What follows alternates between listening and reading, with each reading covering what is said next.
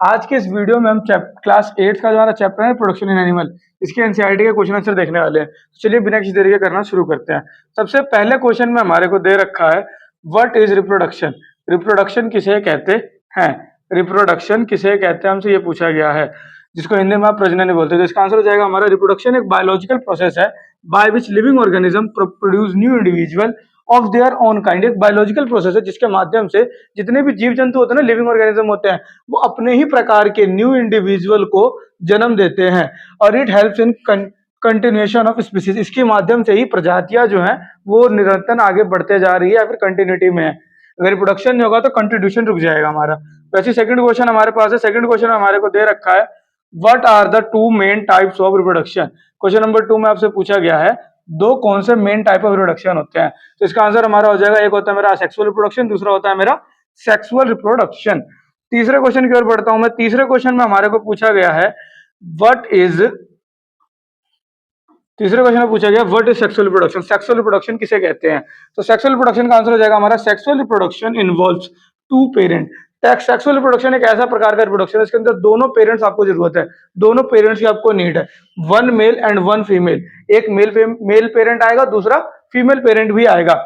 The male produce sperm, जो mail होगा वो प्रोड्यूस करेगा sperm, and the female produce x called ओवा, जो फीमेल होगी वो एक्स प्रोड्यूस करेगी जिसको आप ओवा नाम से भी जानते हैं। And the fusion of sperm and egg form a zygote which develop into a new individual. और जब ये स्पर्म और ये जो ओवा का जब फ्यूजन होगा तब जाकर के जाइगोट का फॉर्मेशन होगा और जाइगोट के बाद एक न्यू इंडिविजुअल रेडी होगा। ये था हमारा सेक्सुअल रिप्रोडक्शन। आगे बढ़ते हैं अपने चौथे क्वेश्चन की तरफ। चौथे क्वेश्चन में पूछा गया हमसे व्हाट आर गैमेट्स। गैमेट्स किसे कहते हैं? तो gamete are reproductive cell. Gamete होते हैं रिप्रोडक्टिव सेल। मेल का गैमेट अलग होता है, फीमेल का गैमेट अलग होता है। मेल का गैमेट अलग होगा, फीमेल का गैमेट आपका अलग होगा। मेल का जो गैमेट था ना उसी को आपने स्पर्म बोला था, मेल गैमेट को आपने स्पर्म बोला है। और जो आपकी फीमेल का गैमेट होता है उसी को आप एक्स या फिर ओवा कह के प्रोनाउंस करते हैं। ये दोनों गैमेट होते हैं। गैमेट क्या होता है? गैमेट ही होते हैं रिप्रोडक्टिव सेल्स, इन्हीं के माध्यम से रिप्रोडक्शन होगा। अगर गैमेट्स नहीं होंगे तो रिप्रोडक्शन ही नहीं हो सकता। आगे बढ़ते हैं। What is fertilisation. फर्टिलाइजेशन किसे कहते हैं, जिसको आप हिंदी में निषेचन भी कहते हैं। सिंपल भाषा में अगर हम लिखे तो फर्टिलाइजेशन इज द प्रोसेस, एक प्रक्रिया है of fusion of male and female gamete to form zygote. Male और फीमेल के जो ये थे ना हमारे क्या कहते हैं गैमेट, इनका फ्यूजन होता है जिसके माध्यम से जाइगोट का निर्माण होता है, इसी को हम फर्टिलाइजेशन बोलते हैं। आगे बढ़ते हैं छठे क्वेश्चन की ओर। छठे क्वेश्चन में हमसे पूछा गया है what are the types of fertilization. ये टाइप्स ऑफ फर्टिलाइजेशन कितने प्रकार के होते हैं? तो हमारे पास बेसिकली दो प्रकार के होते हैं, एक होता है हमारा इंटरनल, दूसरा होता है एक्सटर्नल। तो पहले इंटरनल समझ लेते हैं फिर एक्सटर्नल पे चलेंगे। Internal fertilization, fertilization occur inside the female body, या फिर आप बड़ा लिखना चाहते हो वैसे लिख सकते हैं type of fertilization which was done, या फिर which occur inside the female body. Main content आपको ये रहेगा, इनसाइड द फीमेल बॉडी हो रहा है तो उसको आप इंटरनल फर्टिलाइजेशन बोलेंगे। एग्जांपल की बात करें, ह्यूमन में इंटरनल फर्टिलाइजेशन होता है, काउज में इंटरनल है, डॉग्स में इंटरनल है, हेंस में भी इंटरनल फर्टिलाइजेशन होता है। अगला हमारा आता है एक्सटर्नल फर्टिलाइजेशन। एक्सटर्नल की ओर बढ़ते हैं। अगला हमारा एक्सटर्नल फर्टिलाइजेशन।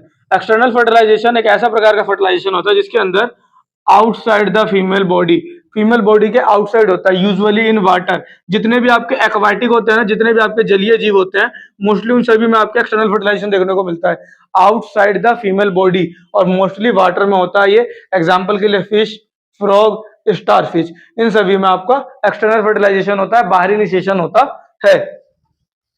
आगे बढ़ते हैं सातवें क्वेश्चन की ओर। सातवें क्वेश्चन में हमसे पूछा गया है व्हाट इज जाइगोट। जाइगोट किसे कहते हैं? आपने जब फर्टिलाइजेशन पढ़ा तो आपने पढ़ा कि fusion of male and female gamete into form zygote, zygote का निर्माण होता है। तो जाइगोट आप कहते किसे हैं? तो जाइगोट जो होता है ना, एक सिंगल सेल फॉर्म होता है after the fusion of sperm and egg. एक सिंगल सेल बनता है after the fusion of sperm and egg. Egg और स्पर्म के मिलाने के बाद जो आपका सिंगल सेल बनता है उसको आप जाइगोट बोलते हैं। इसके अंदर जेनेटिक मटेरियल होते हैं, बोथ पेरेंट, मेल के भी और फीमेल के भी, जो कि बाद में डेवलप हो जाता है एम्ब्रियो के रूप में। मतलब कि इसके अंदर जेनेटिक मटेरियल कंटेन होते हैं, फ्यूजन के बाद जो प्रोडक्ट बनता है आपका उसको आप जाइगोट कहते हैं। आगे बढ़ते हैं अगले क्वेश्चन की तरफ। आठवें क्वेश्चन को देखते हैं। आठवें क्वेश्चन हमसे पूछा गया है what is an embryo. Embryo किसे कहा गया है? तो the zygote divide repeatedly to a form of balls of cell. जो जाइगोट होता है ना काफी तेजी से डिवाइड होता है, काफी तेजी से टुकड़ों में बंटना शुरू होता है और बॉल्स बॉल की स्ट्रक्चर में बनता है कुछ इस प्रकार का। लाइक ये होता है ना पूरा स्ट्रक्चर, तो इसके अंदर कई सारे ऐसे छोटे छोटे बॉल्स के रूप में ये क्रिएट होते रहते हैं, कई सारे ऐसे बॉल क्रिएट हो जाते हैं। ठीक है, जिसमें आपको ये बोला गया है कि ये रिपीटेडली डिवाइड होता है और बनाते हैं बॉल्स ऑफ सेल, और ये जो सेल्स होते हैं ना डिफरेंशिएट होते हैं बॉडी पार्ट से, and this developing structure is known as embryo. देखिए अभी स्ट्रक्चर डेवलप हो रहा है इसलिए इसको एम्ब्रॉय बोला गया है। अभी आपके स्ट्रक्चर देखने में पहचानने योग्य नहीं आए हैं, अभी हम अगला डेफिनेशन पढ़ेंगे ना फीटस, इसके अंदर इसका रोल आएगा। अभी सिर्फ और सिर्फ स्ट्रक्चर आपके डेवलप हो रहे थे, स्ट्रक्चर आपके डेवलप हो रहे हैं, उस स्टेज को आपने बोला है एम्ब्रॉय। ठीक है, आगे बढ़ते हैं अगले 9वें क्वेश्चन की तरफ। 9वें क्वेश्चन में हमसे यही पूछा गया है, what is a foetus, foetus किसे कहते हैं। तो फीटस का हमारा आंसर वही निकल के आ जाएगा। फीटस जो होता है हमारा, when all major body part, जितने भी हमारे मेजर बॉडी पार्ट थे ना एम्ब्रॉय के अंदर जो कि मतलब डेवलप होना शुरू हुए थे, फॉर्म्ड बन चुके हैं और resemble in human body, it is called foetus. इसी को आप फीटस बोलते हैं। मतलब कि एम्ब्रियो में जो बॉडी पार्ट बनना शुरू हुए थे ना, डेवलप होना हमारे शुरू हुए थे, जब वो हमारे बन के रेडी हो जाएंगे, रिसेंबल हो जाएंगे, सारी चीजें कनेक्ट हो जाएगी ह्यूमन बॉडी की, और आप दूर से ही पहचान सकते हैं, आपके लिए आइडेंटिकल हो जाएगा ना बॉडी पार्ट, उस स्टेज को आप बोलते हैं फीटस, या फिर हिंदी इंग्लिश में फीटस कहते हैं। ठीक है, आगे बढ़ते हैं अगले क्वेश्चन की तरफ। अगले क्वेश्चन पे जाते हैं। अगला जो क्वेश्चन है हमारा क्वेश्चन नंबर 10, इसमें हमसे पूछा गया है define viviparous and oviparous. Viviparous and oviparous में आपको डिफरेंस क्रिएट करना है। Viviparous birth to young ones, वे जानवर होते हैं जो अपने शिशु को जन्म देते हैं, अपने बच्चों को जन्म देते हैं, वो हमारे विविपोरस कहलाते हैं। एग्जांपल के लिए ह्यूमन, काउ, डॉग एक्सेट्रा, जो अपने बच्चों को जन्म दे रहे हैं हमारे विविपोरस कहलाएंगे। And next we have oviparous. Oviparous कौन होते हैं? वो होते हैं जो अंडे देने का काम करते हैं, विच ले एग्स, जैसे कि हैन, फ्रॉग, फिश, ये सारे के सारे आपके अंडे देते हैं, तो ये आपके ओविपोरस कहलाएंगे। आगे बढ़ते हैं अगले क्वेश्चन की तरफ। क्वेश्चन नंबर 11 में देखते हैं। क्वेश्चन नंबर 11 में क्या दे रखा है? क्वेश्चन नंबर 11 जो है वो हमारे को दे रखा है, describe the male reproductive organ in human. आपको मेल रिप्रोडक्टिव ऑर्गन के बारे में समझाना है। तो मेल रिप्रोडक्टिव ऑर्गन जो होता है ना हमारा, उसके अंदर मेन 3 पार्ट होते हैं, एक होता है टेस्टिस, एक होता है स्पर्म, और एक स्पर्म डक्ट होता है, और तीसरा होता है हमारा पेनिस। टेस्टिस क्या होता है? टेस्टिस वो पार्ट होता है, ये बॉल्स होते हैं, पेयर ऑफ बॉल्स होते हैं, जो कि आपका प्रोडक्शन ऑफ स्पर्म कर रहे होते हैं, स्पर्म को प्रोड्यूस कर रहे हैं, उसको आप टेस्टिस बोलते हैं। फिर आता है आपके पास स्पर्म डक्ट। स्पर्म डक्ट क्या होते हैं? ये स्पर्म को कैरी करते हैं, कहां से? टेस्टिस से कैरी करते हैं और यूरेथ्रा तक लेके जाते हैं। यूरेथ्रा एक पॉइंट होता है जहां पर आपका स्पर्म और सेमिन, आपका जो स्पर्म है और जो आपका यूरिन होता है, लगभग वहीं से फिर आपके पेनिस तक कनेक्ट होगा, और फिर पेनिस के माध्यम से रिलीज होता है। पेनिस क्या होता है? पेनिस वो भाग होता है, passes sperm into the female body. Penis वो भाग होता है जिसके माध्यम से फीमेल बॉडी के अंदर स्पर्म आप पास करेंगे, या फिर स्पर्म आपका एंटर होता है, उसको आप पेनिस बोलते हैं। मेन आपके 3 ही पार्ट होते हैं, एक होता है टेस्टिस, दूसरा होता है स्पर्म डक्ट, तीसरा होता है आपका पेनिस। आगे बढ़ते हैं अगले क्वेश्चन की तरफ। क्वेश्चन नंबर 12 में हमारे को दे रखा है, describe female reproductive organ in human. अभी आपको सिर्फ क्वेश्चन पढ़ देता है, फीमेल रिप्रोडक्टिव ऑर्गन आपको बताने के लिए बोला गया है, इसके बारे में हमने नीचे लिख रखा है। अगले पेज पे चलते हैं, अगले पेज पे देखते हैं।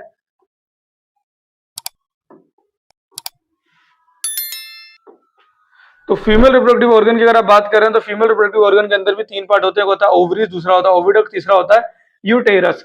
ओवरीज क्या होता है? ये प्रोड्यूस करता है एक्स ओवा। ओवरीज होता है एक्स को प्रोड्यूस करने का काम करता है, एक्स प्रोड्यूस हो गए। फिर आता है आपके पास ओविडक्ट। ओविडक्ट कौन होता है? इसी को इंग्लिश में साइंटिफिक नेम में फैलोपियन ट्यूब्स भी बोला जाता है। ये एक्स को कैरी करता है, फर्टिलाइजेशन भी यहीं पे होता है। अगर आपसे कभी पूछ लिया जाए कि फर्टिलाइजेशन कहां पे टेक्स प्लेस करता है, तो आपका फैलोपियन ट्यूब या फिर ओविडक्ट में प्लेस करता है। Then we have uterus. जो जाइगोट आपका डेवलप होता है ना एम्ब्रियो में और फीटस में, ये सारा का सारा काम आपके यूटेरस में ही होता है। ठीक है, नेक्स्ट 13th क्वेश्चन है हमारे पास। 13th क्वेश्चन में हमारे को दे रखा है, define what is cloning. Cloning किसे कहते हैं? क्लोनिंग के बारे में हमें पढ़ना है। तो क्लोनिंग एक प्रोसेस होता है, producing an exact genetic copy of an organism. बिल्कुल हूबहू कॉपी ऑफ ऑर्गेनिज्म डेवलप करना, उसी को बोला जाता है क्लोनिंग। एग्जांपल के लिए Dolly the ship was first cloned animal in 1996। Dolly नाम का पहला शिप था जो क्लोनिंग के माध्यम से फिर क्लोन बनाया गया था 1996 के अंदर। आपकी जो एनसीईआरटी वाली किताब है ना, उसमें लास्ट वाले पेज पे इस विषय में दे रखा है। इस पर ज्यादा क्वेश्चन तो नहीं आते, इसलिए सिर्फ डेफिनेशन हमारे लिए थोड़ा सा इंपॉर्टेंट बन जाता है इसके लिए। Next we have question number 14, जो कि काफी इंपॉर्टेंट एग्जाम के अंदर कई बार पूछा गया क्वेश्चन है। Explain the process of fertilisation in human. मानव के अंदर फर्टिलाइजेशन प्रोसेस को समझाइए, निषेचन प्रक्रिया को मानव के अंदर समझाने के लिए हमें बोला गया। तो ड्यूरिंग रिप्रोडक्शन के दौरान male release sperm into the female body. Male जो होता है हमारा वो रिलीज करता है sperm into the female body, महिला शरीर के भीतर या फिर अंदर। And a sperm fuse with egg in the oviduct, और स्पर्म जो होता है ना हमारा एग के साथ फ्यूजन करता है, फिर फ्यूज होता है ओविडक्ट के अंदर, और जो फ्यूजन होने के बाद आपका जाइगोट का निर्माण होता है, और फिर यही जाइगोट बाद में डेवलप होता है एम्ब्रियो में, जिसके बाद यूटेरस बोल से चिपक जाता है, और इसके बाद वहां पे फीटस का निर्माण होता है। देखिए मेल के अंदर से स्पर्म निकला, फीमेल बॉडी में गया, फ्यूजन हो गया, फ्यूजन होते जाइगोट का निर्माण हुआ, जाइगोट का जब डेवलपिंग स्ट्रक्चर स्टार्ट हुआ तो आपने बोला एम्ब्रियो बन रहा है। एम्ब्रियो जब चिपक गया यूटेरस वॉल के ऊपर, और फिर जब बाद में बॉडी पार्ट्स आइडेंटिकल हो गए, बनने लग गए, तो उसको आप फीटस का नाम दे देते हैं। कुछ इस प्रकार से आपका फर्टिलाइजेशन इन ह्यूमन बीइंग चलता रहता है। आगे बढ़ते हैं अगले क्वेश्चन की तरफ। क्वेश्चन नंबर 15 को देखते हैं। क्वेश्चन नंबर 15 में हमारे को बोला गया differentiate between sexual and asexual reproduction. Sexual और असेक्सुअल रिप्रोडक्शन के अंदर आपको अंतर लिखने के लिए बोला गया था। असेक्सुअल रिप्रोडक्शन एक ऐसा प्रकार का रिप्रोडक्शन जिसके अंदर सिर्फ और सिर्फ सिंगल पेरेंट की नीड है, आपको कोई भी एक पेरेंट हो, आइदर मेल आइदर फीमेल, तो ये आपका असेक्सुअल रिप्रोडक्शन हो जाएगा। इसके अंदर दोनों पेरेंट इन्वॉल्व होते हैं, इसके अंदर कोई गैमेट ऑफ फ्यूजन नहीं होता, इसके अंदर फ्यूजन ऑफ गैमेट होकर गैमेट्स का फ्यूजन होता है, इसके अंदर नहीं होता है। Offspring are identical to parent, इसके अंदर जो ऑफस्प्रिंग होते हैं मतलब जो नए जन्म होते हैं वो लगभग आइडेंटिकल टू पेरेंट होते हैं, लेकिन सेक्सुअल वाले के अंदर ऐसा जरूरी नहीं है। ऑफस्प्रिंग शो वेरिएशन, ऑफस्प्रिंग के अंदर हमारे को कई सारी चीजें चेंज भी देखने को मिलती हैं। एग्जाम्पल के लिए हाइड्रा अमीबा, और यहाँ के लिए ह्यूमन और कैट हो जाएगा बेस्ट एग्जाम्पल। ठीक है, आगे बढ़ते हैं क्वेश्चन नंबर 16 की तरफ। क्वेश्चन नंबर 16 में हमारे को दे रखा है how does fertilisation takes place in frog. मेंढकों में किस प्रकार से फर्टिलाइजेशन होता है आपको ये बताना है। तो इसका आंसर हम लिखेंगे फ्रॉग्स जो होते हैं ना हमारे रिलीज करते हैं एग्स, मेंढक जो है हमारे एग्स रिलीज करते हैं, and sperm in water, eggs भी और स्पर्म भी दोनों पानी के अंदर रिलीज करते हैं। And fertilisation take place outside the body, fertilisation शरीर के बाहर हो रहा है इसलिए इसको हम एक्सटर्नल फर्टिलाइजेशन बोल देते हैं। और फर्टिलाइज एग जो होता है वो डेवलप हो जाता है टैडपोल में, जो कि बाद में अडल्ट फ्रॉग तक का रूप ले लेता है। इसके लिए आपको अभी मेटामॉर्फोसिस आएगा या फिर आपकी बुक में डायग्राम होगा मेटामॉर्फोसिस वाला, वो डायग्राम काफी ज्यादा इंपॉर्टेंट है, जिसके अंदर आपको दिखा रखा है एग से किस प्रकार टैडपोल, फिर बाद का टैडपोल, और फिर फाइनली एक मेंढक ही बन जाता है, फिर वो अंडे दे देता है। इस प्रकार से आपकी बुक में दे रखा है। आगे हमारा 17th क्वेश्चन है। 17th क्वेश्चन को देखते हैं। 17th क्वेश्चन हमें क्या दे रखा है, what is budding, give an example. Budding किसे कहते हैं और उसका एक एग्जांपल भी देना है। तो बडिंग जो है एक असेक्सुअल रिप्रोडक्शन मेथड है वेयर अ स्मॉल आउटग्रोथ, जिसको आप बर्ड बोलते हैं, developed on the parent body. Parent body के अंदर एक बर्ड निकलता है, एक आउटग्रोथ सी बनती है जो कि बाद में डेवलप हो जाता है एक और ही बॉडी के अंदर, इसी को आप बर्डिंग कहते हैं। The bud grow and decides to form a new individual.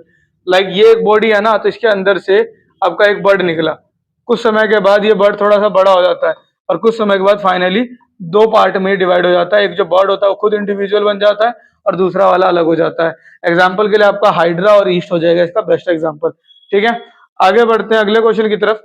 अगला जो क्वेश्चन है हमारा 18वां क्वेश्चन, उसके अंदर हमसे पूछा गया है what is binary fission. Binary fission किसे कहते हैं, और एक एग्जाम्पल भी हमारे को इसका देना है। तो इन बाइनरी फिजन के अंदर a single parent cell divide into two equal half. Binary fission के अंदर एक सिंगल पेरेंट जो होता है ना, वो हमारा सेल डिवाइड होता है दो इक्वल हाफ्स में, each forming a new organism, और ये दोनों के दोनों मिलकर के नए ऑर्गेनिज्म का निर्माण करते हैं। एग्जाम्पल के लिए आपका अमीबा और पैरामीशियम। क्वेश्चन नंबर 19 को देखते हैं। क्वेश्चन नंबर 19 में हमसे पूछा गया what are the advantages of sexual reproduction. Sexual reproduction के क्या एडवांटेजेस हैं। तो प्रोड्यूस वेरिएशन इन ऑफस्प्रिंग, अलग अलग प्रकार के ऑफस्प्रिंग निकलते हैं। हेल्प इन इवोल्यूशन, इवोल्यूशन के अंदर हमारे को सहायता मिलती है। Increase survival chance of species, किसी प्रजाति के सर्वाइवल के चांस बढ़ जाते हैं अगर सेक्सुअल रिप्रोडक्शन होता रहेगा तो। अगले पे चलते हैं। अगला क्वेश्चन है आपके पास क्वेश्चन नंबर 20। क्वेश्चन नंबर 20 में आपसे पूछा गया है why do external fertilisation of animal produce large number of gamete. External के अंदर काफी ज्यादा मात्रा में गैमेट्स क्यों प्रोड्यूस होते हैं। अभी मैं आपको बताता हूँ। अगर आपने फ्रॉग वाला भी क्वेश्चन करा तो फ्रॉग जो था ना आपके पानी में अंडे दे रहा था, और एक दो अंडे देता, काफी ज्यादा मात्रा में अंडे देते हैं। ऐसा क्यों होता है, ऐसा इसलिए होता है क्योंकि because many gametes are lost और डिस्ट्रॉयड इन वाटर। कई सारे जो गैमेट होते हैं ना वो हमारे खो जाएंगे, लॉस्ट हो जाएंगे या फिर डिस्ट्रॉय हो जाएंगे पानी में, और fail to meet each other, और मे बी उनका फ्यूजन ना हो पाए, फर्टिलाइजेशन ना हो पाए, so producing large number increase the chances of fertilisation. तो ज्यादा मात्रा में प्रोड्यूस होंगे तो फर्टिलाइजेशन के चांसेस भी बढ़ जाएंगे, इस वजह से वो ज्यादा मात्रा में रिलीज करते हैं। अगले क्वेश्चन की ओर बढ़ते हैं। अगला जो क्वेश्चन है हमारा 21वां क्वेश्चन। 21वें क्वेश्चन के अंदर हमसे पूछा गया है state one difference between zygote and एम्ब्रॉय। Zygote के अंदर और एम्ब्रॉय के अंदर एक डिफरेंस आपको बताना है। तो जाइगोट का देखते हैं पहले, फिर एम्ब्रॉय का देखेंगे। जाइगोट के अंदर single cell formed by fusion of sperm, single cell का फॉर्म होता है by the fusion of sperm and egg. और एम्ब्रॉय जो होता है आपका multicellular stage formed by zygote division, multicellular stage develop हो जाता है बाय जाइगोट डिवीजन। अगला आपका क्वेश्चन नंबर 22, क्वेश्चन नंबर 22 में दे रखा है why do human not show external fertilisation. Humans के अंदर एक्सटर्नल फर्टिलाइजेशन देखने को क्यों नहीं मिलता है? तो बिकॉज इन ह्यूमन, इंसानों के अंदर fertilisation occur inside the female body, fertilisation जो है फीमेल बॉडी के अंदर होता है इन द ओविडक्ट, ओविडक्ट के अंदर, हैंस इट इज इंटरनल। यही कारण है कि इसको हम इंटरनल फर्टिलाइजेशन कहते हैं। हमने डेफिनेशन में ही पढ़ा था, अगर फीमेल बॉडी के अंदर हो रहा था उसको आप इंटरनल बोलेंगे, फीमेल बॉडी के बाहर हो रहा था आप एक्सटर्नल बोलेंगे। तो ह्यूमन के अंदर तो ओविडक्ट में हो रहा होता है ना फीमेल बॉडी के, इसी वजह से हम उसको इंटरनल फर्टिलाइजेशन के अंदर रखते हैं। अगला हमारा क्वेश्चन नंबर 23 है। क्वेश्चन नंबर 23 पढ़ते हैं। 23 में बोला गया what are some example of viviparous and oviparous. तो विविपोरस के एग्जांपल हो जाएंगे आपके पास ह्यूमन, डॉग्स, काउ। ओविपोरस के एग्जांपल हो जाएंगे फ्रॉग, फिश और बर्ड्स। फिर क्वेश्चन नंबर 24 है हमारे पास। 24 में हमारे को दे रखा है व्हाट इज मेटामॉर्फोसिस। मेटामॉर्फोसिस किसे कहते हैं, या फिर हिंदी में इसको बोला जाता है कायांतरण। तो कायांतरण आपका वो प्रक्रिया होता है जिसके अंदर ड्रास्टिक चेंजेस वगैरह होते हैं और ट्रांसफॉर्मेशन हो रहा होता है लार्वा टू अडल्ट।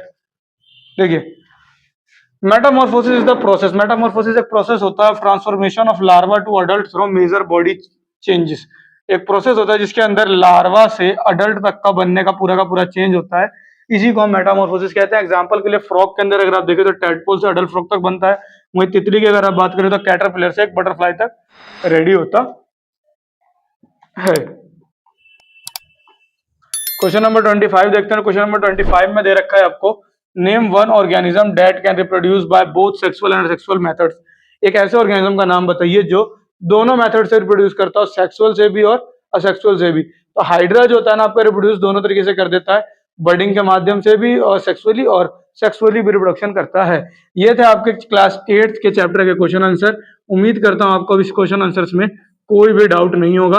अगर फिर भी किसी क्वेश्चन में आपको कोई भी डाउट आता है किसी प्रकार का तो आप नीचे कमेंट सेक्शन में पूछ सकते हैं। अगला जिस भी चैप्टर को आपको जो भी सॉल्यूशन वगैरह चाहिए आप हमें बताइए, जल्द से जल्द आप तक उपलब्ध कराने की पूरी कोशिश की जाएगी। और वीडियो अच्छी लगी हो तो चैनल को सब्सक्राइब कर लीजिएगा और अपने दोस्तों के साथ भी वीडियो को जरूर शेयर कीजिएगा।